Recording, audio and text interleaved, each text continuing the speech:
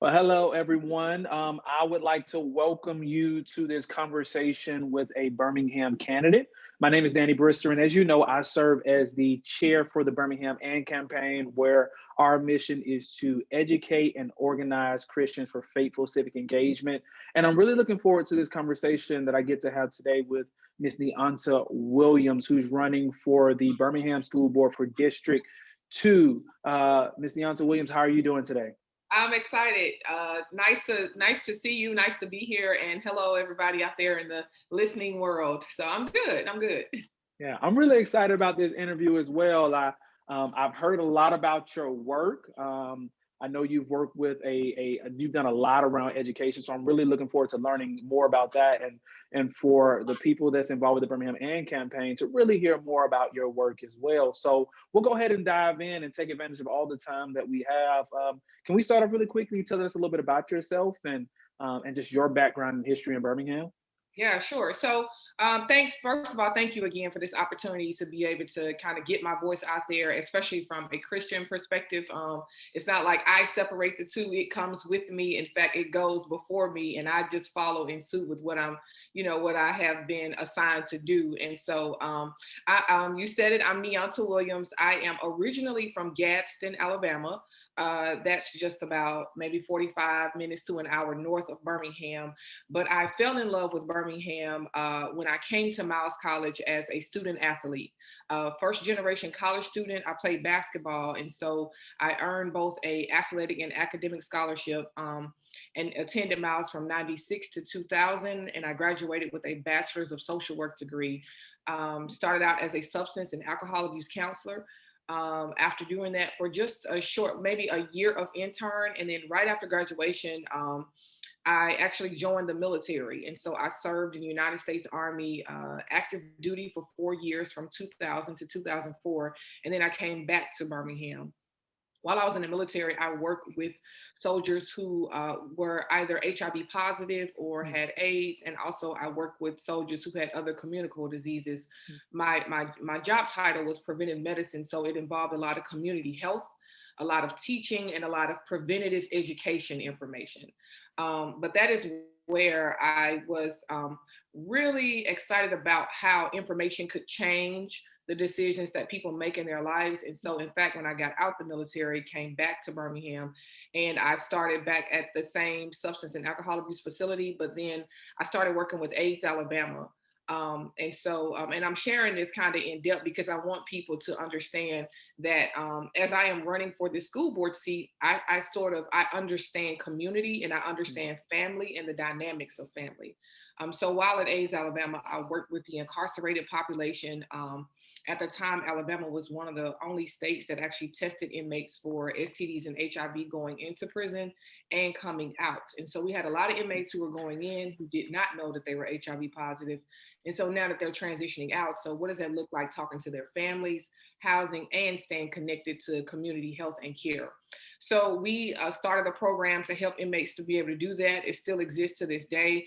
It's in partnership with UAB and BAO, Still AIDS Alabama, and some other organizations as well. Um, so fast forward to during that time, well, kind of fast forward, I started, and this is my why. I would imagine you're probably going to ask me, why am I running? But this is the start of my why. So as a former athlete, I love sports. I love basketball in particular. I actually started refereeing high school basketball. And as I was growing through the ranks from high school to Division 2 and 3 and NAIA and junior college, and now Division 1 women's college basketball, I was seeing what we saw in a transparent way, February the 1st, 1960, in Greensboro, South Carolina, where the four Black boys were denied the opportunity to be able to, eat at the countertop. But today you can have four Black boys welcome to a restaurant, but they can't read the menu. Mm, And so okay. I was seeing these great athletes in high school, but I was not seeing them in the college space. Mm, So when I would see them in the Recs, in the YMCAs, in the church leagues, like, hey, Miss Ralph, what's up? Because I had refereed them from middle school to high school. It's like, where are you going to school? And they're like, oh, Miss Ref, I couldn't pass the exit exam, or I couldn't, make the ACT score that I needed. Now in Alabama, the exit exam has been removed about 6 years ago, but at the time it was based on an 8th grade level that you did not take until your sophomore, junior, and senior year in high school. So they were given 6 opportunities to take this 8th grade exam, but they could not pass it. So now you have students graduating basically with a certificate of attendance and required to go back to be able to pass the exit exam. So you had a lot of families who kind of caused the uproar. And so what the state did was remove the exit exam. So there's no longer a real tool in place to measure the growth. And now we just require students to take the ACT. There's no specific score students have to make. We just have to take it, right? Just say, I took the ACT in order to basically be eligible to graduate. So, I mean, of course, that ties into the fact that, wait, these athletes aren't making it. So it's my personal story. I mean, it's not that athleticism is the only way out, but that was a combination of why I was exposed to a college opportunity that changed my life and my family's life. And so to know that students were missing this opportunity, I'm like, something has to be done. So it turned the light on for me what needed to paying more attention. And so that's when I started taking a deeper dive, getting more involved in K-12 education, as opposed to just preventative education in any other realm, whether it was substance and alcohol abuse, the incarcerated population, or HIV and AIDS. And as a Christian, what I can say is that if our children cannot read and write, how can they read the promises of God and know what He's made available to them? And so it is just, we need to be upset. We need to be marching about our kids' inability to read and write. And so I think it's not a point the finger at one group or another. It is something that we collectively have to do. But part of that is being able to see someone that can offer hope and encouragement, and also a strategy about how we can do this. So I can talk, obviously. So so let's dive in there. I'm really interested in what you said. So you brought up the Greensboro sit-in, right, which launched the student sit-in movement, right, which was kind of catalytic to college students being engaged in the civil rights movement. Are you saying that you see your engagement in this in education as almost like a civil rights issue, like the fact that our students, they're not able to pass that 8th grade the exit exam that used to exist in Alabama? Are you saying that this is a civil rights issue? Yeah, absolutely. Without a doubt, it's a civil rights issue. And I mean, education has always been a civil rights issue about being able to have equal access. But now that we have access, I just don't think it's something that we're taking seriously, because it's available to us, but we're not taking part in what we need to do to make certain that we have a quality education. So of course there's the discussion around equity, but I'm simply taking advantage of what we have. So what you're saying is that we're not even taking advantage of the system or the opportunities that are currently in place to receive the level of education that we need to be successful. Yes, that is what I'm saying, for sure. I think the lack of taking advantage is just not understanding how important, just a basic kindergarten 12th through education is, because it really, it gives you, as in, our community third person, access to this, not just economic freedom, but the freedom to think freely and process things on your own, to be able to know, what makes you tick, what makes you want to, enter into a certain career field, how are you able to carry out the gift that God has placed inside of you? Because inside of us, He has given each and every last one of us something. I mean, Danny, think about this for a minute. So trapped in fish is swim. And the only way fish is going to become a swimmer is if fish is placed in the right environment. If fish is simply in air, it's going to die. If it's in water, it's going to survive and live and become everything that God intended for fish to become. So when you look at us, everything that he has placed inside of us, it's trapped in there, but we have to be in the right environment so it can be fostered for it to come out. And this is how I see education. Once someone's child possesses the cure for cancer, and what we have to understand is that God isn't placing anything new here in the earth. It was placed here in the beginning. It's just the fullness of time of when it's revealed. And I think that some things we have not witnessed because we're delaying the opportunity for it to manifest because we haven't done what we're supposed to do. So as Okay. adults, Sorry, I'm go sorry. ahead. No. I was just going to say, as adults, it's our responsibility to make sure that these kids are in the right environment to become everything that God has designed for them to become. Hmm.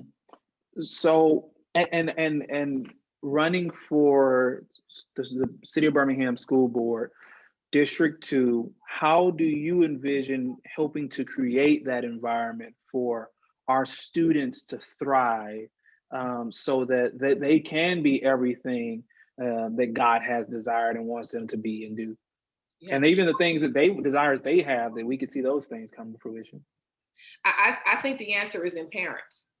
I Okay. think we've got to, so my platform is parents, policy, and partnerships. I absolutely think that the one thing that we can do to instantly change the culture and become a thermostat instead of a thermometer is getting with parents and helping them understand how powerful they are, how much influence they have on their children, and how they have got to be the ones to set the tone, to create a partnership with the school leader, their children's teachers, everybody that's in the building that's going to play a role in this kid's life. Like, parents are easily able to go up to little league coaches, middle school coaches, high school coaches, and express, why isn't my kid getting more playing time?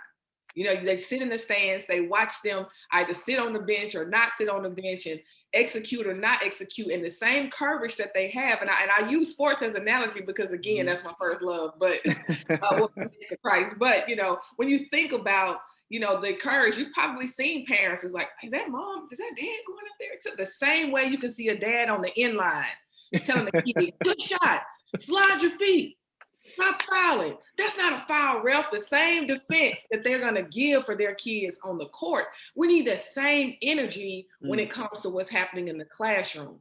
And their kids perform for them when they're on the court, giving them that same energy. So we need to do the same thing. We need to let them know you have the same authority, and it's needed even greater in the classroom to be cheering them on like that. So that's where and how I think that we can do that for sure.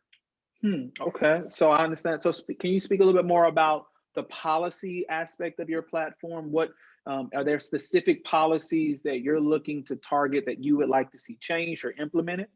Yes, you are asking all the questions that is getting, what I finally we talked to someone that's asking the right questions and not surface questions. So interestingly enough, I obviously am known to the community as a charter school supporter, but that is not a policy that I'm actually looking to help sort of empower school leaders and teachers with. In 2013, we passed a law that's called the Alabama Accountability Act. Right. And that bill actually has 4 components to the law. And one of the components that I think that we should really use to empower our educators is the piece that gives them autonomy and flexibility to choose curriculums that work best for the students that they're serving. They also could have extended school days, shortened school days, extended school hours. Like, it gives principals and leaders the opportunity to look at the students that they're serving and how they can best serve those students. And then what they do is they pretty much write up how they would like this to be implemented, and apply rather directly to the superintendent. They actually do not have to get the board members' approval for this to happen. And then the superintendent gives the approval for this school to now, and not so much the school, but for the principal and the teachers to be able to operate that school the way they need to. And so I want to dig around that a little bit more. Like, what do I mean? Because so in District 2, we have 9 neighborhoods and 6 schools. We have elementary and middle schools in our district. There are no high schools in District 2. And so for folks who are listening, our schools include Martha Gaskins Elementary, Robinson Elementary, W.J. Christian, which is K-8, so it's elementary through middle school. Then we have Huffman Middle, Putnam Middle, and I see where Mitchell Middle. And it excites me that we have elementary and middle schools, because this is where we could have early exposure to career and college opportunities. Most of the time in districts, you hear people talk about academies in high school. I would like to see Birmingham City Schools implement academies in elementary schools. So now they're getting early exposure, and they will have a general idea about what they would like to do, so that when they are in high school, they've already been exposed. And so I think we can use the Accountability Act through policy to be able to look at how some of those changes could take place. We sit here, in the middle of Birmingham. I'm not in the middle of Birmingham, but Birmingham sits, right next door to UAB, the University of Alabama at Birmingham, the medical mecca of the state. And so why can't we create partnerships where research is taking place, and kids begin to understand at an early age what that looks like, to be a part of the solution. And so, these are some ideas that I think we could have. We have Airbus in Huntsville. We have Airbus in Mobile. We have the military base, Redstone Arsenal in Huntsville. And there are a ton of employers that are coming here. Mastering Logistics, we now have, a second Amazon plant that is coming here. So there is a lot that we can do to prepare our kids. We're having the Olympics here in 2022. So, what can we do to prepare students to be participants in the Olympics, and not just from the athletic side, but from, this is a world games. We can't just be looking at our zip code, our city, our state. So these are some of the things that I think about when I begin to think about policy. Got you. And that makes a lot of sense. And because these are governing positions, and so part of, and this is something that we try to educate our members or anyone that's is interested in the AND campaign, is the difference between different positions. Because we hear a lot about positions, but sometimes we don't know really what does that position do. And so policy is really important for a board member, especially whether that be the city council or whether that be the school board. And so I'm glad you hit on some of those policy areas. And you also brought up partnerships and how the elementary schools can partner with maybe a organization that's like UAB. Can you speak to us a little bit about, you said how parents can maybe be a little bit more engaged, but if y'all can see my shirt, prayer in action. And so we're encouraging people to get involved, to be active, to be faithful participants in the life of their city. How can we as Christians, as the AND campaign, as anyone that may watch this, how can they be engaged, not less than voting in the August 24th election, but even beyond voting? How can we get engaged?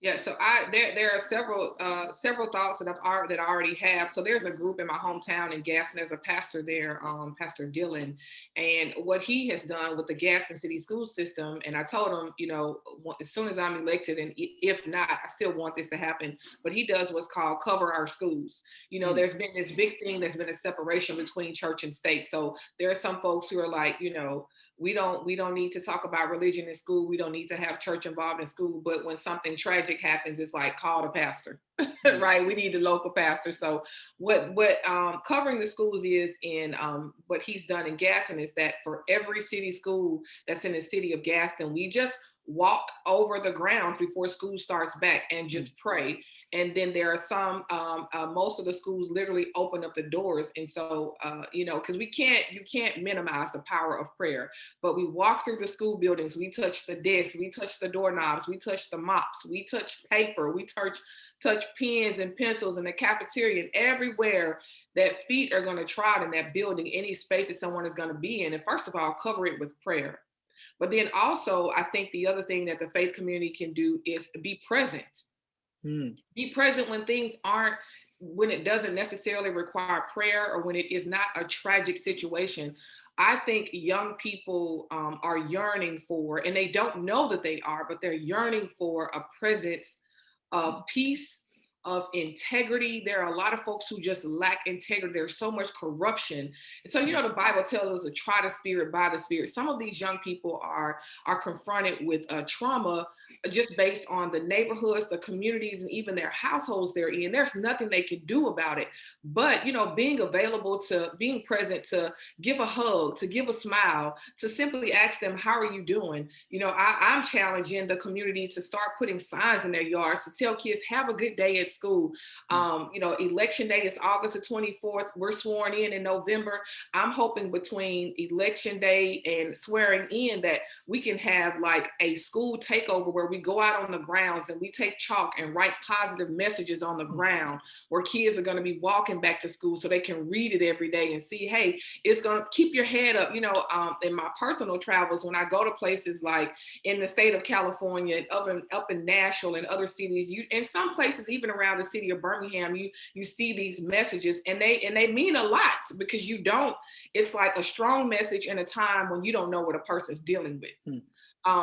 And then also, you know, just being a support to the leaders, to the principals, the administrators, and the classroom teachers in there, being available to them, present, having someone to talk to, literally having a rotation of folks volunteering to call to say, hey, how's the school year going? Not so much about what they need tangibly, but just being encouraged, because they're humans as well. You know, they have to go home to their own families and challenges. And so things that I think that any of us would need any day of the week to keep us encouraged, to extend that same you know, that same extension or love towards another person, is something that we can do. It's not easy, you know, what they are dealing with, but I think we've just got to get back more to trying to recognize just the basic simple things in life that really matter to folks. So I don't know.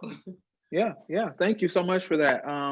So I guess in conclusion, I'd really like to, is there anything you'd like to share with us? And also, if you will share just any way that people can follow you, whether it be on social media, website, so they can learn more about you and your campaign and any events you may be doing. Yeah, so I'm glad I have this t-shirt on today, because it literally will speak for me. Sometimes the camera reverse, but anyway, at Neonta for District 2 is literally how you can find me everywhere. That is Facebook, Instagram, Twitter, and Neonta for district2.com is my website. It's my email, neonta4district2@gmail. My personal contact number is 205-922-3886. I want people to be informed and about their candidate before they go to the polls. I am a first-time candidate, but I am very serious about this. I believe that this is an assignment that God has placed on my life, and I'm excited about it. There's not any assignment that He's ever sent me to and through that did not yield, you know, great fruit. And so I'm excited about it. I'm excited that people are engaged this election season and they're trying to learn their candidates. I would be honored to be able to serve the city of Birmingham. I said this to some colleagues the other day. I guess being an outsider, quote unquote, not being born and raised in Birmingham, this is serious for me, because this is Birmingham. This is not, this is the historic city, and we have allowed our educational system to get too far behind for too long, and we have got to pull it together in this election to make certain that we can close this academic gap and really place students where they need to be. Anytime I'm given the opportunity to speak, I always close out with this little analysis, because it's powerful. The first time I heard it, I was like, oh yeah, that's good as borrowed, and repeat it. But if you can envision an apple, and if you cut that apple open, you can count the number of seeds in the apple, but you can't count how many apples are in the seed. And so I believe that children within Birmingham City Schools are seeds. Each of us are seeds, and we don't know what all God has assigned to come out of us. But we do know, again, back to the same analogy with fish and swim, it has to be in the right environment. It has to be covered protectively. It's got to be shaded. It's got to be planted in the right ground. All these things have to take place. And we know that sometimes green apples come out, sometimes red apples come out, and depending on what part of the country you're in, there are even black apples. So there's beauty in it all. And I just think that every child is born inherently intelligent and talented, and they must be placed in their right environment for it to be fostered. So thank you to you for this opportunity to speak, and thank you for the AND campaign for having the integrity to, want to hear from not only candidates, but also a Christian perspective about what we can do to add to the kingdom. There you go. Well, thank you so much for being willing to talk to us. I've really enjoyed talking to you and getting to know you a little bit better. You all, please be sure to go to @Neonta for District 2 to find out more information. Check out the website, ask questions. I think you have a chat and chew coming up on Zoom sometime soon. So y'all check that out as well. Again, thank you, Ms. Williams, for joining us. You all have a great day.